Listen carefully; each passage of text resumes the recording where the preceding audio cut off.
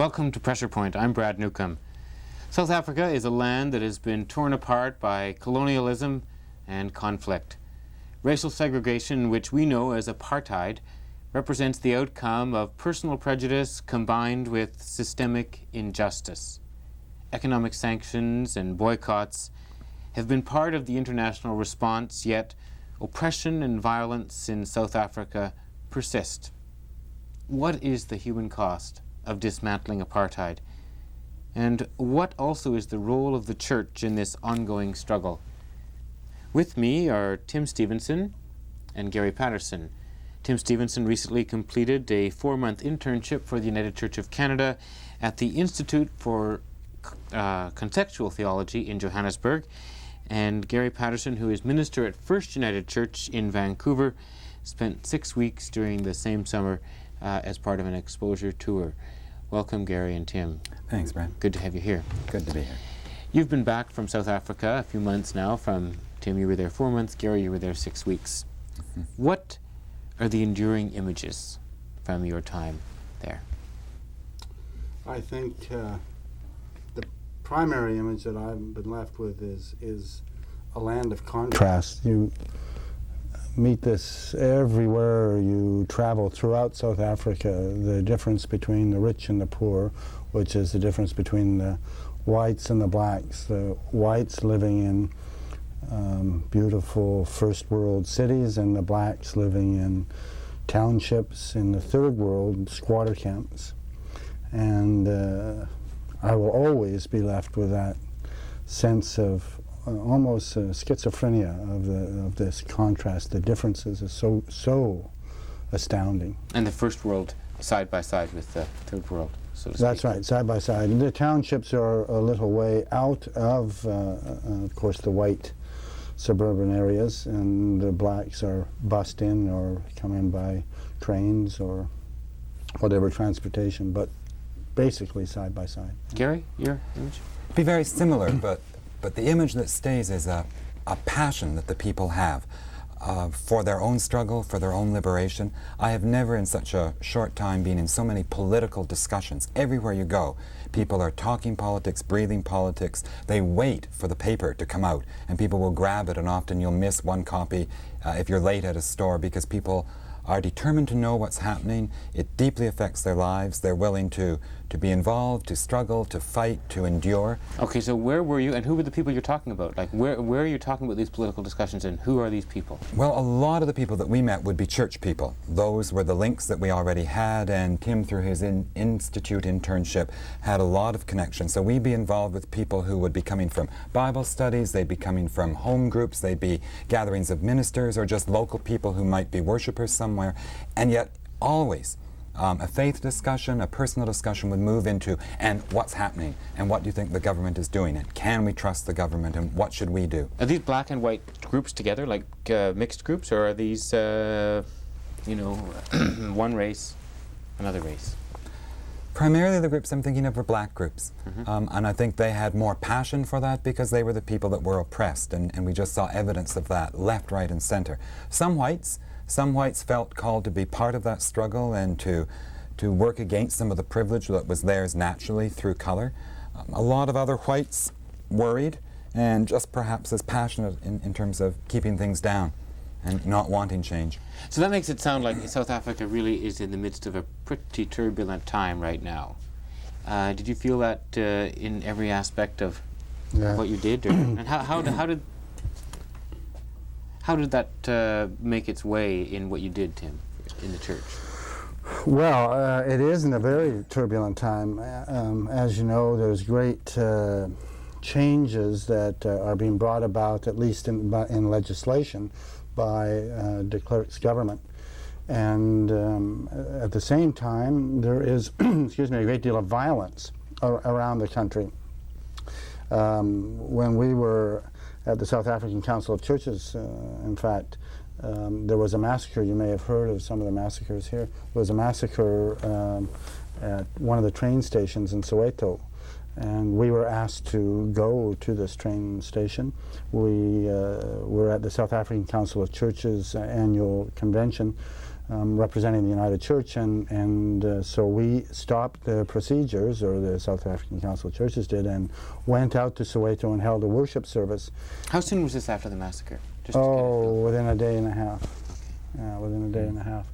And so they had this remembrance service in the train station, on the platform, that is, of the train station in Soweto, Kliptown it was. And this How was... many people were killed in the massacre? 7 were killed and 18 injured. People jumped on the trains. There's trains taking the blacks from the townships, such as Soweto, into Johannesburg to work. And people jumped on and just, it was random killing. And so you hear this, especially being involved in the work that I was with the Institute and the South African Council of Churches.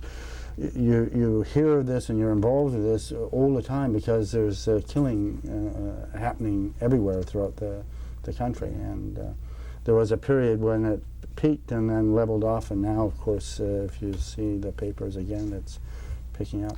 Well, yes, I know the violence is one of the images that comes through for us in South Africa.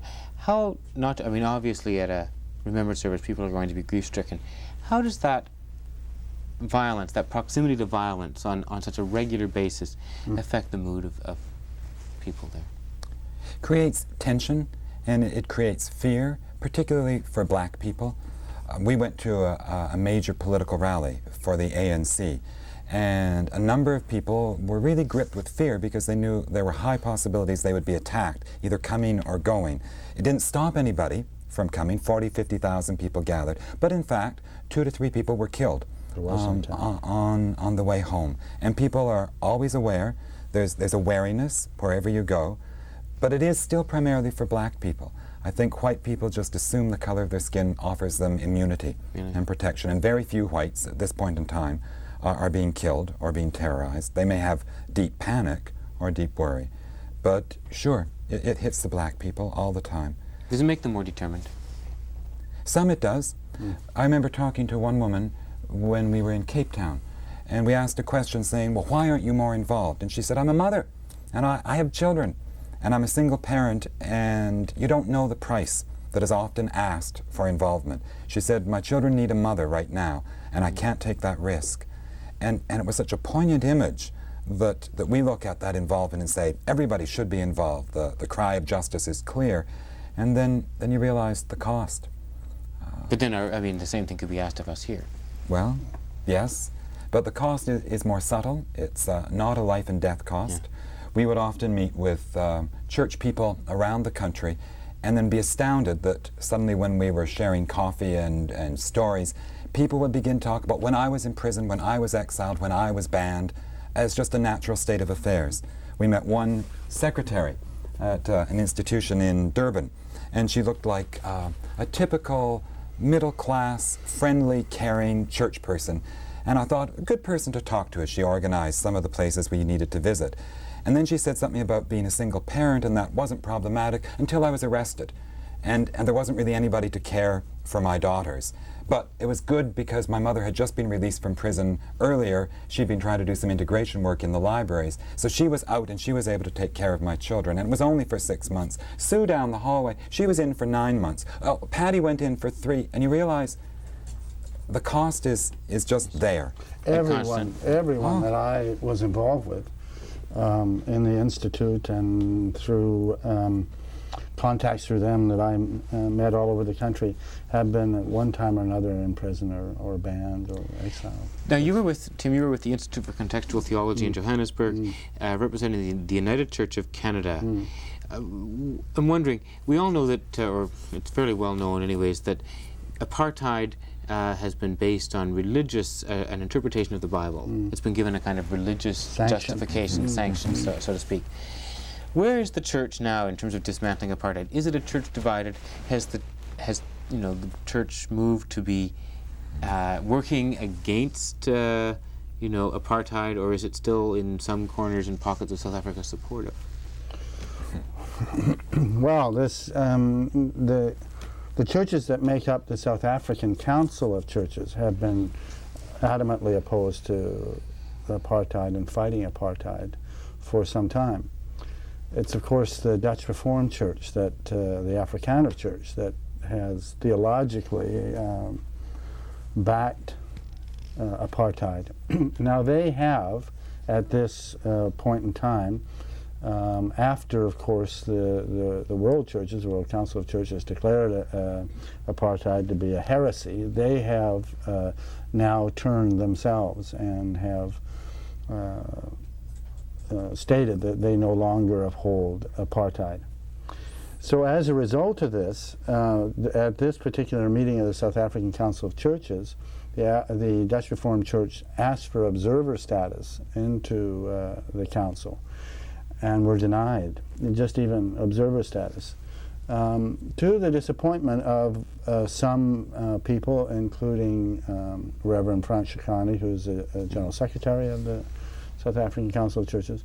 He felt that it was important, once the Dutch Reformed Church had turned around, to invite them and to have them as observers and so on, and to see what that might do. Mm-hmm. But most of the churches and the delegates were very opposed. The history of the Dutch Reformed Church, working hand in glove with the government, has been so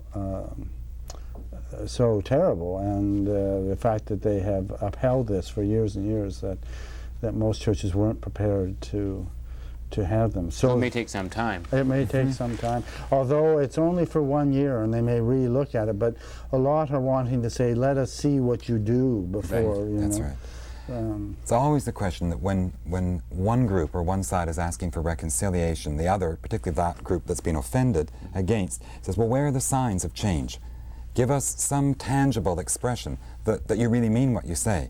And one example that the council lifted up was the fact that the Dutch Reformed Church is still split into 3 parts. There is the white branch, and the Indian branch, and the colored or black branch. And they're all part of the same denomination, supposedly, but the 3 are not allowed to mix. And so there's a real challenge saying, integrate. If you are really wanting to surrender apartheid, then give an example within your own worship life. Show us by your actions, not just by your words. That's right. Now, this summer you also had the chance to be part of a very historic African National Congress meeting. First one held in South Africa in many, many years, and also the election of Nelson Mandela. Yeah. Say a little bit about that experience. Well, it was incredible, really. It was very exciting. It was in Durban in July, and I was asked to represent the United Church at that because I was there, of course, in this internship. And I was most excited because for the first time in 30 years, the ANC were meeting within South Africa, and there were about 2,500 delegates from all over South Africa who came to this. And it was just really thrilling to be involved, to be a part of that, and to listen to the opening speeches by Nelson Mandela and Oliver Tambo. Yeah. Oliver Tambo, that's right. And that amazing moment when these thousands of delegates from all over the country stood and sang the national anthem, which is a hymn as well as a statement of hope, and it just brought tears to our eyes of feeling you were actually witnessing a people gathering for their freedom, holding on to hope that for so many years had seemed to be only an impossibility, and was now actually beginning to be real. And you could see it in their faces. You could feel it in the air. So that they themselves, you feel that they've moved. Mm-hmm. And they knew that it was an historic occasion. And you felt that you were participating in a shift in the historical moment. They also were very, very realistic, saying, who knows how long the changes will take. The changes that have occurred have wonderful Western media publicity, but they don't seem to have much effect back here at home. In fact, the whole thing might be turned over still by the white government and things would be stopped, but people are determined to move on, to apply pressure, and to keep up the struggle. And they're quite clear that the changes are happening not because of the goodness of heart of a de Klerk, but because of the sacrifices that black people have been willing to engage in and paid with their lives. It's on the lives of black people and, frankly, economic sanctions and pressure from the international So they feel community. that those have been essential. They've Absolutely. worked. Absolutely. And that's the key to their success. That's right. The willingness to sacrifice and struggle, and the solidarity from around the world. Right. And that's why they're so distressed that the sanctions, of course, are being lifted Yeah. throughout the world. And So the feeling among black South Africans, and I'm sure some whites also, would be that that's premature? yes, very much, very much. That they want to move on it much more slowly than has occurred, saying, yes, lift some, but keep monitoring the changes. And as more and more changes come into place, then lift more and more of the sanctions. But there's been this statement that until change becomes irreversible, the sanctions still have an important role to play. And there's a clear sense that they are not yet irreversible. It's coming close, but it could So be it's stopped. a kind of a safeguard. What about Well, Mandela's? that's, I would just say that is debatable about how close it's Sure. coming as far as being reversible. Okay, well, I also want to talk a little bit about Nelson Mandela. He's been out of prison and, of course, an international Amazing. figure of freedom and hope and so on. How has his reputation and leadership evolved since that euphoric moment when he was released from prison? I mean, no one can forget that, but also, you know, it's hard to maintain that same level of stature. Well, how was your sense? You know, I just, when I think of the man and what he has gone through, imagine being 27 years on Robben Island, this island, you know, off of Cape Town, and then just shot out into the limelight of the world and traveling around, and the hopes of the people, I mean, just resting on this individual. But I mean, the people's hopes also can grow impatient. Yeah, that's true, but you don't have a sense of that particularly. I mean, people really believe that he is offering the leadership that's needed. They are a little worried because of his age. I mean, he's not obviously a young man. But I would think that there is, of course, a lot of pressure on him to make progress in these negotiations for his people, you know. And whether that impatience that you're suggesting might increase, that could be, but he's so highly regarded and loved. I mean, I think he's one of the statesmen of our century, really, and recognized as such, you know, increasingly throughout the world, and certainly by his people. Certainly by his people. The image that comes to mind is the way he was received at the rally that followed his formal election at the ANC conference. And you need to picture an entire football stadium full of people, 50, 60,000, and that Nelson Mandela and the rest of the national executive came marching across, and it was like a huge, slow-moving human wave, and just one whole part of the bleachers would rise and cheer, and also stand in respect and excitement as he walked by. It felt in some ways like a king coming by, and yet someone who chose to just walk, to get out of the car, to just be there with the people, among the people, and not caught up in that adulation. Someone who acknowledged it and yet was also a realist. What about Winnie Mandela? I mean, she's had troubles. It's been very, very difficult. There's been all kinds of stories as to what is the real story. What was the feeling among people in South Africa toward Winnie? Depends who you talk to. We had a classic moment. Two friends were with us in the township of Soweto, and we happened to pass the Mandela home, which is quite a fancy home in the middle of the township. And the one man said, that's where Winnie is. And the scorn was there, the disappointment, the anger, somehow feeling that he had been betrayed, or he and his struggles had been betrayed. The other person said, nonsense. She is a heroic woman, the mother of us all. Mother of our country. Who's been involved in the struggle, and perhaps she overstepped the limits. But if she did, that's understandable. And in any case, it has been so overwhelmingly exploited by the media in a deliberate attempt to discredit. And he was there, and Ishmael sort of drew back, and you could see they had to make a decision whether they would fight in front of some guests, and decided not to, and just descended into silence, like the debate wouldn't go any further. And yet when it came to the ANC conference, there was an election for the National Executive Committee, and they just did it by popular vote. And out of 50, Winnie came in as number 26. Well, and So when she came out to the crowd of 50,000, I mean, she was just cheered and cheered and cheered. And there's also a strong feeling by many ANC excuse me, supporters that the nationalist government has framed this whole thing. And you can read very well documented accounts as to how it was done and why it was done. And if you're going to discredit Nelson Mandela, that the best way to do that is through Winnie Mandela and so on and so forth, and that the South African government has all the means at their disposal to do whatever they choose to do. So I mean, it's whoever you choose to believe and choose to understand. Some people give credit to the trial and credence to the trial, others don't. So it's really up in the air. But she is still loved by the people. Mm-hmm. Some personal reactions that I'd like to get from you from your experience. 4 months for you, Tim. 6 weeks for you, Gary. Mm-hmm. Starting off, apartheid, daily life of apartheid. Where and how does it hit you? You read about it, you think you understand, and then it will hit you face to face.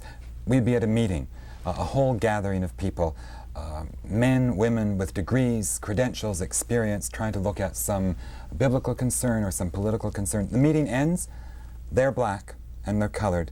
They leave and they have to drive for miles and miles and miles, or take a taxi or take a train because they don't have transportation. They go to the townships.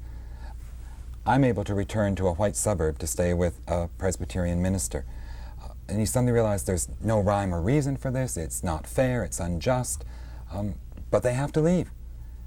And they go that way, and I go this way, despite all statements of solidarity, common interest, qualifications, money. It makes no difference. They need to go, over and over. That's one image. Anywhere else that apartheid hit you in everyday living? Well, going out to the squatter camps or going out to the townships. Squatter camps, then. Tell me about the squatter camps. The squatter camps.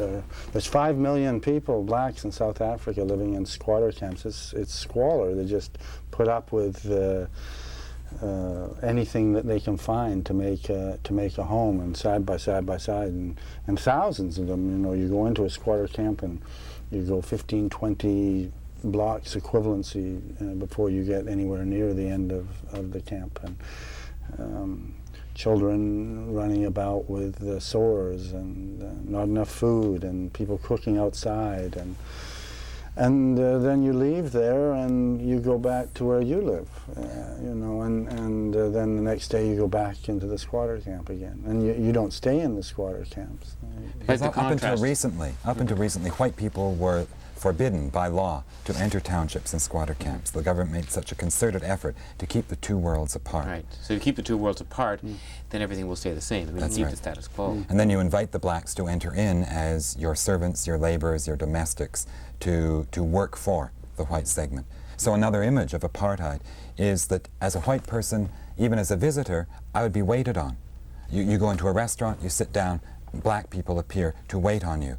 And there's this growing discomfort, thinking this is not right. Why is it that color determines who sits and who serves?